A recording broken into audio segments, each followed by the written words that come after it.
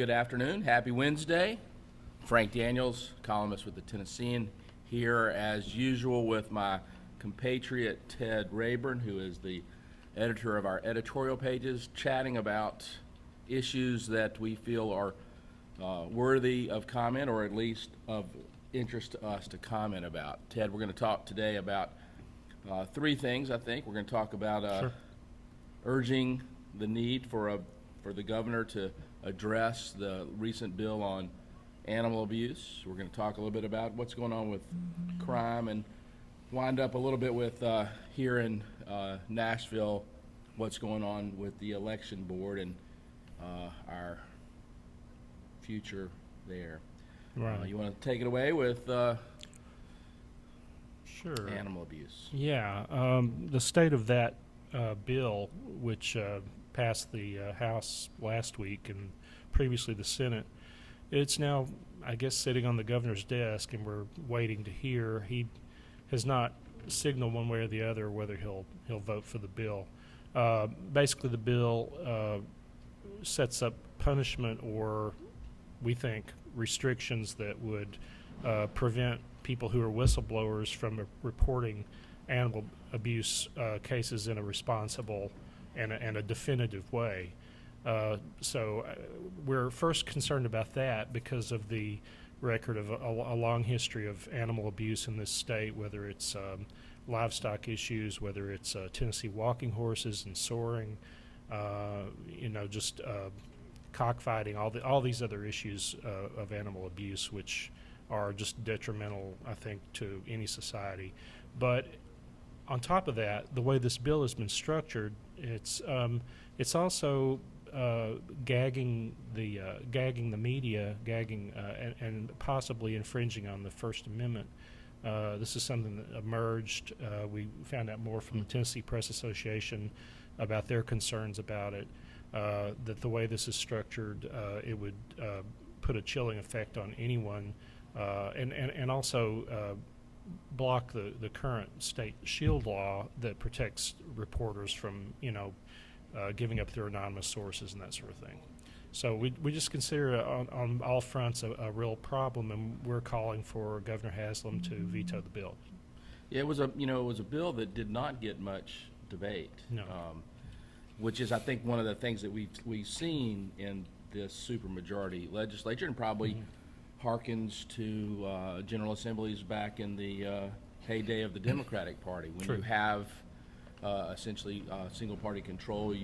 We're going to miss out on the airing of some debates. Governor Haslam does not enjoy exercising a veto very often. Oftentimes, he will just neglect to sign or refuse to sign a bill, which does nothing but just means that he didn't want to put his mark down, because the bill goes into law if he doesn't sign it. Exactly. The unintended consequences of bills like this are the things that raise alarm. It had no debate. It was sponsored by people who had conflicts of interest. Those kinds of things should worry all of us. I mean, those are the kinds of things that lead to not only bad law, but lead to bad approaches and make our state ripe for corruption. Yeah, And, exactly. I mean, this could go well beyond any kind of issues with animal abuse or agriculture. It could go into any kind of ability to investigate government corruption. Well, and of course, the interesting thing is so why did we even need this bill? I mean, this was something that very rarely was somebody wrongfully accused. Very rarely were animals continually abused in situations where somebody was withholding evidence, was the rationale for the bill. It was completely incorrect. The tape that the Humane Society made of the soaring incident that precipitated the emotional part of this bill was turned in within 48 or 72 hours, according to the people that did the undercover work. It was turned into federal officials in a timely manner, so that there was no withholding of evidence here. And the federal officials made the determination to continue to gather string on the case. Exactly. So you have to. We have to look at very askance at the motivations of the backers of the bill. I mean, there is no need for this bill, and the governor should veto it for those reasons. It protects only people that are going to be doing wrong things. It does not protect people from the wrong things being done. Right. We had on a different note, but also on where abuse happens, we had a good report on crime this week.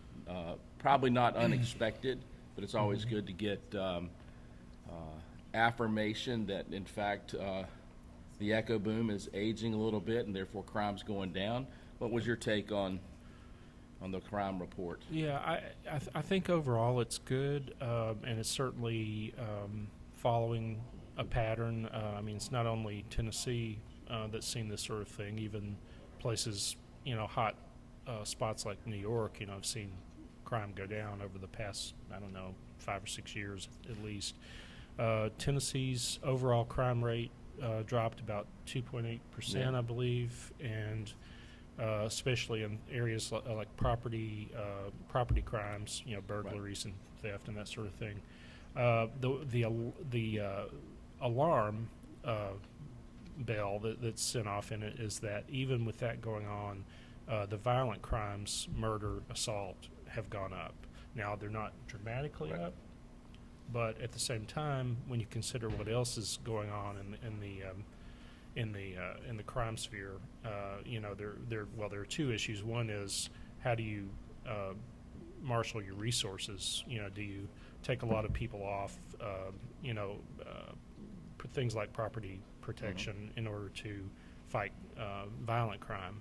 And then the next logical step is it's going to lead back to our conversation about prisons and violent offenders and that sort of thing, and what do you do about those? And I think the challenge in all of that is how much of the violent crime is actually preventable. Yeah. I mean, that's the nature of violent crime, that it tends to be spontaneous and difficult to prevent. The property crimes, which are the crimes that affect more of us, I mean, they are not as devastating as the violent crimes, but they do affect more of us. And then the other piece, the piece of bad news that was buried in all this, is that now Tennessee is now #1 in methamphetamine production in the United States. Right. Which is probably the underlying cause of the rise in violent crime. That it may be, because it certainly does trigger violent behavior in a lot of people, and desperate behavior on a lot of people. Desperate behavior, and you're talking about profit motive by the people that are making and dealing it, and you're talking about the users who have all kinds of hyperreactions to the drug. So the rise in violent crime would tend to me, exacerbate the need to really address methamphetamine. And of course, the legislature missed a great opportunity to control the distribution of one form of pseudoephedrine in the last session. Hopefully they'll bring it back up, but you have to wonder about why the pharmaceutical companies have not addressed this themselves. I mean, they manufacture and they live here. I mean, you would think that those companies would see their way to helping bring some backbone to our legislatures. Of course, to them it's a disincentive to make everything prescription. They want their regular customers who are law-abiding and want Sudafed to have it without having to go through a lot of hoops. So that's the They do, but I can tell you there's 24 forms of pseudoephedrine that are perfectly fine.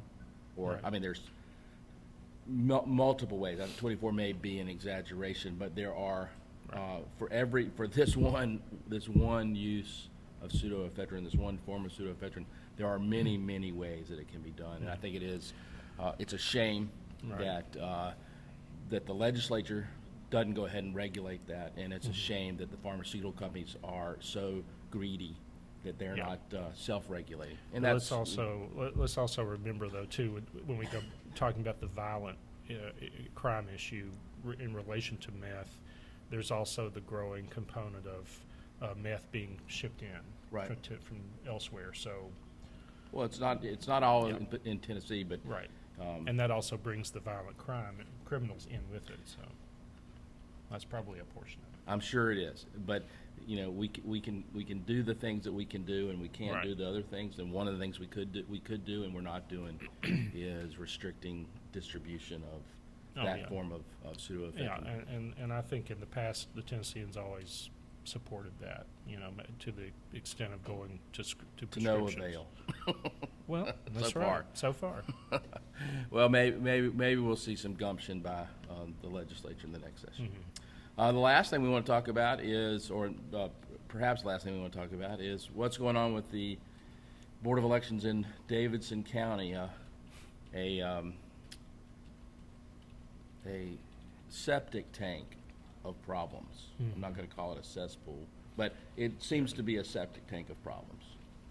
Yeah, it's they've had a rough year or year and a half. A lot of it has to do with inter-party fighting because in the past Democrats ran virtually all the county election commissions, and they ran most of state government, and now things are flipped, and so that's sort of where some of this began, but then part of it is just within the Republican Party disagreements. One or two, I should say, of the past election commissioners in Davidson County didn't like the state Republicans who are in charge of elections not towing the line on insisting on things with motor voter that they could ensure that illegal immigrants weren't registering to vote. And so it became this really ugly mess, and part of the shakeout of that was that most of the election commission in Davidson County has been replaced by the state legislature. I think there are two currently who are still on it. One is Albert Teig, who is the current head of it, but I think he's going to be shuffled back into the mix, and somebody else moved on. His case became kind of interesting this past week because as the state decided that they're going to do this review of the Davidson County elections last year, which had a number of problems, he hired his own attorney. Even though Metro Law Department is supposed to advise the commissioners on any legal matters, and it turns out that after he did that, they consulted with the Metro Law, but it was kind of an interesting thing, and it's almost like he's positioning himself to be the subject of a lawsuit. I don't know, but I don't want to speculate too much, but he kind of stepped out of the circle on that one. which raises all kinds of interesting questions. For residents of Davidson County, really, what do these Well, machinations really? Yeah, that's right. What do they mean?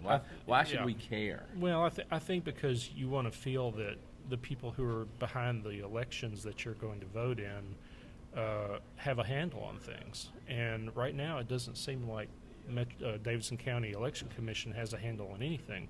Now they have three new members who may just get in the saddle and fix things right away, but I think we should. I mean, it's kind of a good thing that we have no elections this year because things really would be kind of shaky. You mean I no hope Davidson County elections? Yeah, sorry. I mean, we in do Davidson we have County. judge elections in August, and we have Yes. constitutional amendment elections in November. So Yes. it's But a lighter load for the new commission right. to deal with. So maybe they'll be able to get their house in order before things really pick up again. That will be fun to watch. I mean, thank goodness for all these little sidetracks, because otherwise, we'd have a kind of a boring time of it. Yeah, we all just the have news to worry things about happen the in other economy or places. something. Before we close off, I know we haven't commented in the pages of the paper, in our pages of the paper yet, about what's going on up in Knoxville with the with Pilot Flying J, and I was wondering sort of what your early take on it is, things that, I think that, why we haven't commented on it at this juncture, and do you when do you think you're going to address it? I'll do the same in terms of what I'm. Well, that's really hard to say for me. It's I mean, the story in and of itself is pretty serious. I think the remove that we have from the corporate part of this, because it's in Knoxville, and it is a private company. And it is a private company. Although, if there's any private company that's a big scandal, you're going to end up reporting on it. And we have reported on the news pages, but what makes it tough, is the obvious connection to Governor Haslam, and through family, through his being a stockholder and all that sort of thing. So, we just want to be careful, and we want to be fair, obviously, and we don't want to be insinuating something about the governor and how he does things, how he does his dealings, and whether or not he may have known something. Right. Plenty of other people are saying those things, but I don't think we're in a position to say that now. Exactly. There's a lot. The one reason I want to bring this up is that it is the topic of conversation around water coolers and at cocktail parties, and it is premature, I think, for us to come down one side or the other. What makes it the most interesting is that how connected the Haslams are to the rise of politics and the power of Eastern Tennessee.